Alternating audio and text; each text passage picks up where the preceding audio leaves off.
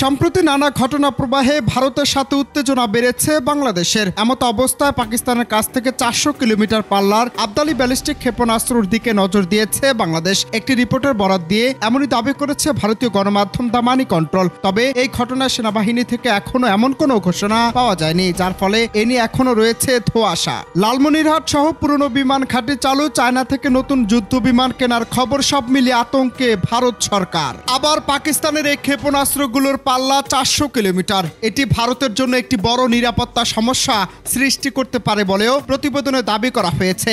ভারতীয় প্রতিরক্ষা গবেষণা সংস্থা ইন্ডিয়ান ডিফেন্স রিসার্চ উইং এর এক প্রতিবেদনে বলা হয়েছে, ঢাকায় ক্ষেপণাস্ত্রগুলোকে ভারতের বিরুদ্ধে প্রতিরোধ হিসেবে ব্যবহার করতে চায়। এই ক্ষেপণাস্ত্রগুলো স্বল্প পরিসর ভারতের সমগ্র উত্তর পূর্বাঞ্চলকে বাংলাদেশের নাগালের মধ্যে এনে দেবে। তাদের প্রতিবেদনে তাদের দেশের সরকার কেন আতঙ্কে সেটা নিয়ে রয়েছে জল্পনা কল্পনা।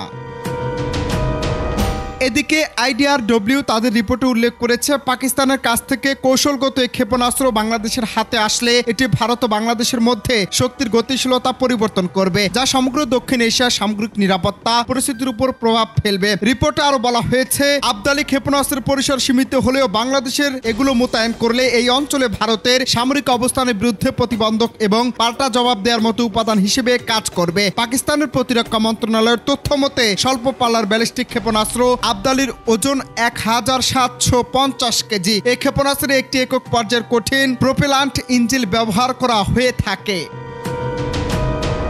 আবার গত 27 ডিসেম্বর 2024 তারিখে ভারতীয় গণমাধ্যম আনন্দবাজার পত্রিকায় প্রকাশিত উদ্ধৃতে বাঙালি গণহত্যা রক্তের ছিটে 53 বছর পর বাংলাদেশে ফিরছে সেই পরাজিত পাক ফৌজ শিরোনামে প্রতিবেদনটিতে বাংলাদেশের সেনাবাহিনী সম্পর্কে বিভ্রান্তিকর এবং ভিত্তিহীন তথ্য উপস্থাপন করা হয়েছে।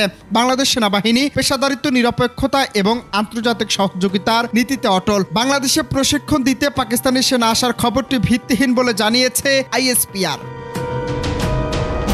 শেখ হাসিনা সরকারের সময় ভারতের চাপে লালমনিরহাট, কুমিল্লা, সিলেট সীমান্তবর্তী বিমান ঘাঁটিগুলো বন্ধ হয়ে যায়। কিন্তু শেখ হাসিনা পলায়নের পর অন্তর্বর্তী সরকার সে সকল বিমান ঘাঁটিগুলো পূর্ণাঙ্গরূপে চালুর উদ্যোগ নেয়। চায়না থেকে যুদ্ধ বিমান কেনা, বর্তমানে ক্ষেপণাস্ত্র কেনার খবর সহ সব মিলিয়ে বলা চলে সামরিকভাবে শক্তিশালী হচ্ছে বাংলাদেশ। যার কারণে অনেকে মনে করছে এখন বাংলাদেশ ভারতের চোখে চোখ রেখে কথা বলতে পারবে, যার কারণে একরকম মহা আতঙ্কে ভারত সরকার।